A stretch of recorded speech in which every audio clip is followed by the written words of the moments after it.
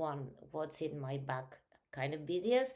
Okay, we're gonna do one like what's in my bag from a, let's call it, chronic illness survivor in its way to be fully healed situation.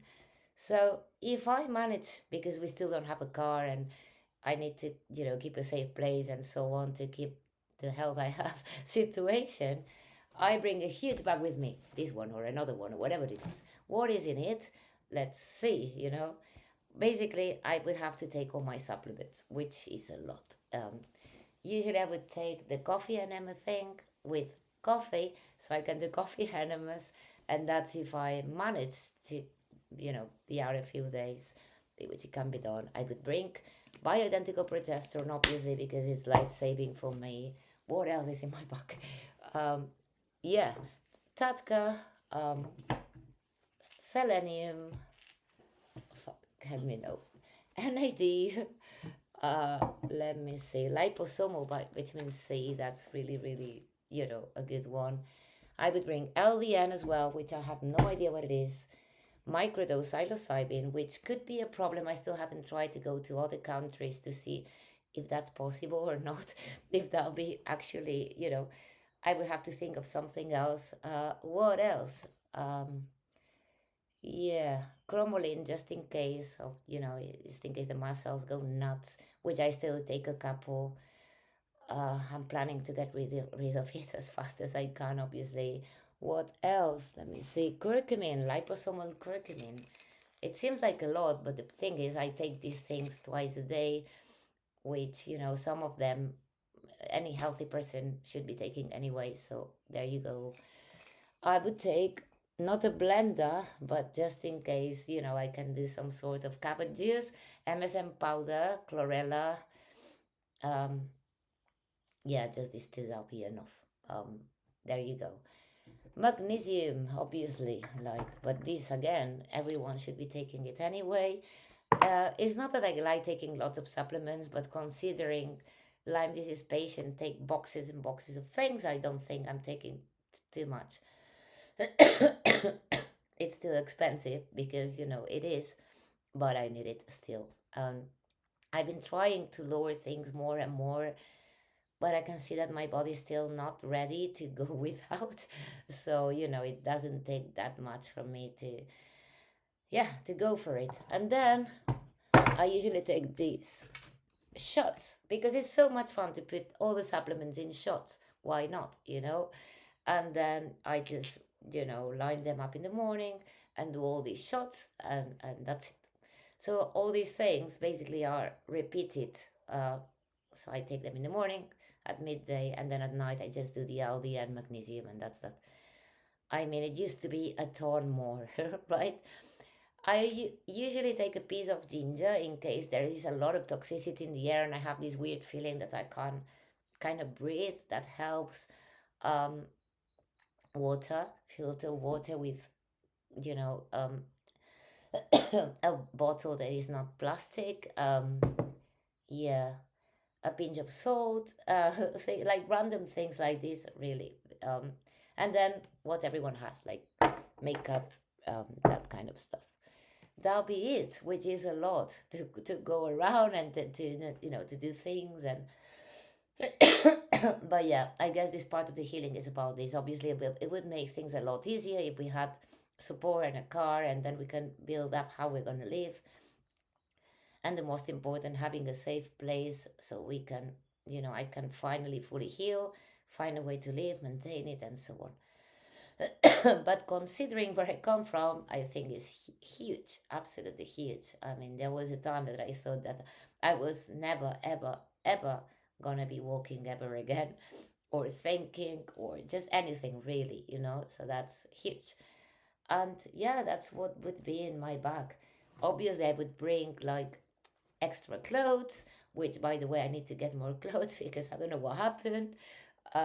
Maybe extra hair to repair it or whatever, because again, I need to do stuff because I lost part of it. And yeah, mainly that'll be it, which is a lot, I guess, for a normal person, but for me, it's not so much. I forgot about this as well, which I love it because it tastes like whiskey, even though it's not. That's bacopa. And I have another one which is cilantro. I mean, obviously, again, it's not that like I love taking supplements. I don't think I'm taking a lot, even though, again, they are not cheap, but they are worth it. So I'm trying to take the essential ones, MCT oil as well, and I forget something, MCT oil and glutathione. Yeah, that these ones are liposomal and are in the fridge, which make it really complicated if you want to move around. But then I can move it in the morning, and yeah, I mean, when I was really sick, I couldn't move, so I didn't have to think about all these things. And now we're going to have to think about how to do it, how to live. Obviously, we do not have any financial support with this. If it's not for family and people, we wouldn't be here. So, trying to think about how we're going to live, it's pretty tough at this point. And most people my age already have all the lives sorted or kind of, and they had families and kids, and which is great, but I didn't have the chance. I was basically surviving. Uh, and now I'm in a restart mode situation where I basically feel like I'm 18, which is, fair enough. So I have to rebuild the whole life again, and being mindful and having the support and place and so on, so I don't fall, which is really easy at this point because I'm still not fully there. So there you go. This is how this moment goes. Uh, it's kind of a pity that many of us lack support. It really is, because this is the moment where we need it the most. Um, and yeah, and the fact that we had to go through this in a kind of isolation, I just very sad to see that how society is going with this, where most people have to go through all this, feeling alone, feeling like they don't belong. The reason why we got sick in the first place was probably, or it had a lot to do with this as well, the lack of belonging, the lack of support. We lose people in the way because they don't understand. It is hard, it really is. So let's see. I would say at this point, press the restart button. And again, I've been trusting somehow the universe that was bringing me the right people, the right things at the right time, every time. And this is how it's been. And I'm hoping this is the same time, and the same thing again.